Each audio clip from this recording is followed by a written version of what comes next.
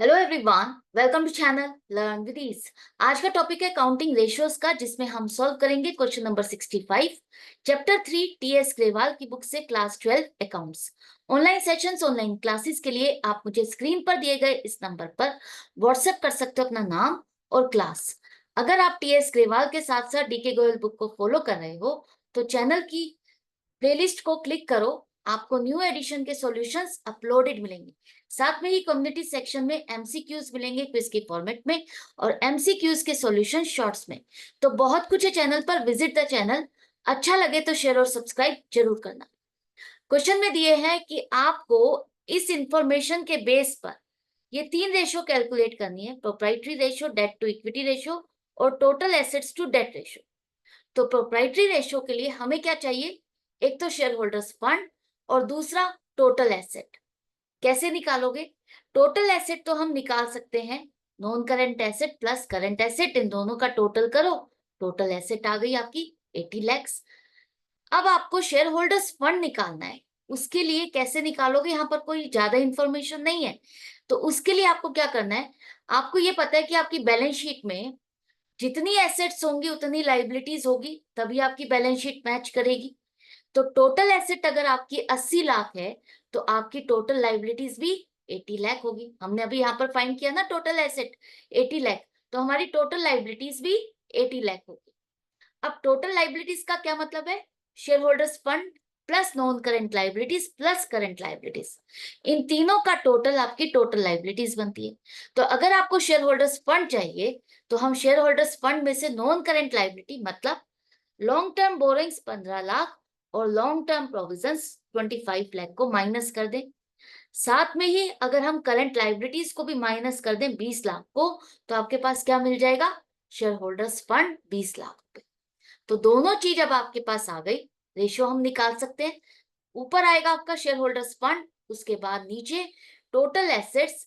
Percentage में निकालना है तो मल्टीप्लाइड बाय 100 करो, 25% आ गया। और आपको रेशियो में निकालना है तो 0.25:1 आपकी रेशियो आ गई। तो क्या ये रेशियो अच्छी है? नहीं, बहुत ज्यादा अच्छी नहीं है, क्योंकि प्रोप्राइटर का फंड कम लगा हुआ है टोटल एसेट्स को खरीदने में। ज्यादा पैसा बोरोइंग्स पर है, बोरोइंग्स का पैसा ज्यादा है, जिसको लेकर के फर्म ने टोटल एसेट्स में से 75% हिस्सा खरीदा है।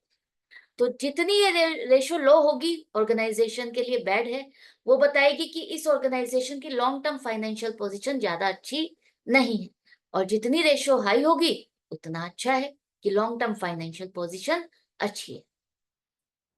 नेक्स्ट रेशो आपको कैलकुलेट करनी है debt to equity ratio. Debt to equity ratio के लिए आपको चाहिए long term debts. Long term debts हमारे पास है long term borrowings plus long term provisions, इन दोनों का टोटल आपका लॉन्ग टर्म डेट्स बन जाएगा 40 लाख। इसके बाद आपको क्या चाहिए? शेयर होल्डर्स फंड, जो कि अभी हमने कैलकुलेट करना सीखा। 20 लाख रुपीज आपका शेयर होल्डर्स फंड आया था। रेशो आपकी क्या बन जाएगी? Long term dates upon share holders fund. तो ये रेशो आपकी आ गई 2:1। 2:1 आपकी आइडियल रेशियो तो है, आइडियल रेशियो, लेकिन डेट इक्विटी रेशियो के केस में ये डेंजर पॉइंट है। इसका मतलब जितना पैसा ओनर का लगा है उससे दुगना आपकी लॉन्ग टर्म बोरोइंग्स है, बाहर की बोरोइंग्स है। तो ये बिजनेस आपका ज्यादा बोरोइंग्स पर डिपेंड करता है, बोरोइंग्स पर डिपेंडेंट है। तो जितनी बोरोइंग्स ज्यादा होगी वो ऑर्गेनाइजेशन के लिए खराब है। तो इस रेशियो को अगर हम डिक्रीज करेंगे तो हमारी ऑर्गेनाइजेशन के लिए अच्छा है, और अगर ये बढ़ जाएगी इससे आगे तो ऑर्गेनाइजेशन के लिए खराब है। तो इस टाइम पर हम ये कह सकते हैं कि long term financial position is quite good but not so good. Sound नहीं कह सकते हम इसको, ये 2:1 डेंजर पॉइंट पर है। नेक्स्ट आपको रेशियो कौन सी निकालनी है? Total asset to debt ratio, जिसके लिए हमें चाहिए टोटल एसेट्स। टोटल एसेट्स और डेट, डेट का मतलब long term borrowings plus long term provisions, जो कि हमारे पास आ गई 40 लाख। और टोटल एसेट्स मतलब non current asset plus current asset, 40 lakh plus 40 lakh 80 lakh.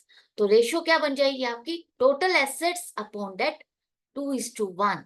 तो ये रेशियो भी 2:1 है। इसका क्या मतलब है कि आपकी जितनी बोरोइंग्स है उसकी दुगनी आपकी टोटल एसेट्स है। तो यहाँ पर लॉन्ग टर्म बोरोइंग्स को रिलाई पे करने के लिए हमारे पास सफिशिएंट एसेट्स है कि हम उनको कैश में कन्वर्ट करके लॉन्ग टर्म लाइबिलिटी को पे कर सकते हैं।